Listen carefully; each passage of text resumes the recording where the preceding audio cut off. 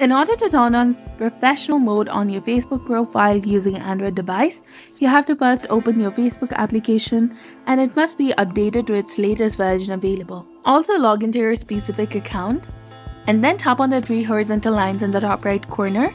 Tap on your profile to view it and then tap on the three lines that is beside the edit profile option. Tap on it. From the various options available, tap on turn on professional mode. But this mode is not available in my Facebook because it is locked. So in the case if your Facebook profile is also locked, you need to first unlock your account and then tap on turn on professional mode.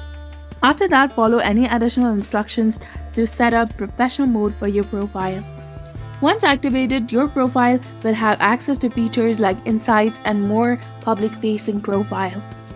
This will allow you to use Facebook's tools for creators such as analytics and enhanced audience engagement. So this was all about it. If you found this guide helpful, please like, share, and subscribe. Thanks for watching.